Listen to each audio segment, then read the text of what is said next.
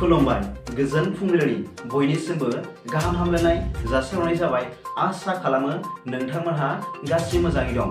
बे समाव आं नोंथांमोननि सिगाङाव फुंबिलिनि मोननैसो खौरां लाना फैलायबाय। अन्नानै भिडिअखौ स्किप खालामाजासे जोबजासिम नायलांदो। दिनैनि फुंबिलिनि मोननैसो खौरांफोरा जाबाय। गिबि रादाबाव दं क'क्राझाराव लुट खालामना रां लांदों। मिथिनो मोननाय बादिब्ला बे जाथाया थांनाय रबिबारनि मोनाबिलिनि 6:40 रिंगायाव क'क्राझारनि NRL पेट्रल पाम्पआव सिनाय मोनै माखासे दुथांफोरा हाथियार दिन्थिनानै 2 लाख रां दाबिनानै लांदों होनना मिथिनो मोननाय जादों। दायनिगिरिफोरखौ हमनो थाखाय पुलिस हान्जाया संदानगासिनो दं होनना मिथिनो मोननाय जादों। नैथि रादाबाव दं लियनेल मेसिया गोबां रांजों अनसुंथाइ हरदों। मिथिनो मोननाय बादिब्ला आथिखालाव तुर्की आरो सिरिया हादराव जानाय बांग्रियाव जखम जानाय सुबुंफोरनि थाखाय आरो बे बांग्रियाव दुखु दाहा सहायनांनाय सुबुंफोरनि थाखाय अनसुंथाइ हिसाबै आर्जेन्टिना हादरनि मुंदांखा जोलुर गेलेगिरि लियनेल मेसि बिथाङा 3.5 मिलियन इउर' रां मदद हरदों होनना मिथिनो मोननाय जादों। थामथि रादाबाव दं गोजोनथाव रादाब। मानोना माखासे सानफोरनि सिगां जोंनि बर' हारिनि मिरु बर' थुनलाइ आफादनि आफादगिरि मानाव गेदेर तरेन बर' बिथाङा गोब्राबै लोमजानाय दङमोन आरो गुवाहाटीआव थानाय दिसपुर क्लिनिक देहा फाहामसालियाव माखासे सान फाहामजागासिनो दङमोन।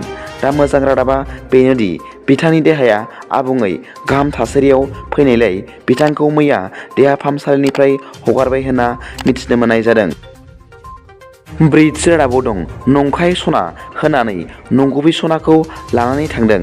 मिथिनो मोननाय बादिब्ला बे जाथाया जादों बाक्सा जिल्लानि सिङाव थानाय लामदांगुरि पुलिस थानानि सिङाव थानाय मयनामाथा गामियाव जादों होनना मिथिनो मोननाय जादों। जाथायनि सोमोन्दै मिथिनो मोननाय बादिब्ला थांनाय 10 फेब्रुआरि खालि मयनामाथा गामिनि जयतिस गयारी आरो रिना गयारीनि नखराव सानै नंखाय अजा हाबफैदोंमोन आरो बेराम नायनाय समाव सना दं ना मा होनना सोंनायलाय रिना गयारीया सनाखौ होफैदोंमोन आरो सनाखौ आजावखांनायनि उनाव बे आइजोनाव माइरं एसे बिदोंमोन आरो बे समावनो नंखाय सनाजों सोलायना नंगुबै सनाखौ बे सानै नंखाय अजाफ्रा लानानै थांदोंमन होनना मिथिनो मोननाय जादों। उनाव नंखाय अजाफोर थांखांनायनि उनावसो सना सोलायनानै लांजानायखौ मिथिनो मोनदों होनना नगर बिगोमाया फोरमायदों होनना मिथिनो मोननाय जादों।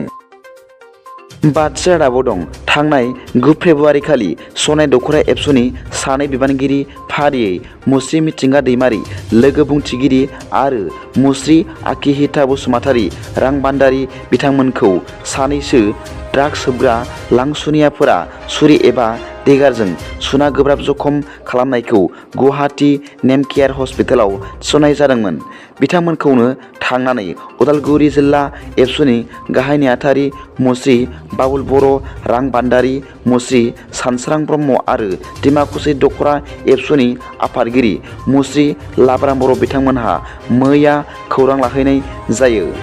मिथिनो मोननाय बादिब्ला बिथांमोननि देहाया एसे मोजाङाव फैबाय होनना मिथिनो मोनदों। दथि रादाबाव दं चिरां जिल्ला बामोनगाव ओनसोलनि थागिबि समाज सिबिग्रा जिसुआ समफ्रामहारि बिथाङा गावनि लोगोफोरजों लोगोसे थांनाय 30 जानुवारि खालि सोरखारजों इभिकसन खालामजानाय दरनै गामियाव नैथि खेबनि थाखाय दावबायो आरो बे थावनियाव रायजो जानाय उन्दै फरायसा गथ'फोरा हरनि समाव लेखा फरायनायाव स्रांनि गोनांथि जानायलाय बेखौ बिथा खालामनानै माखासे सलारनि लाइट राननानै होदों होनना मिथिनो मोननाय जादों।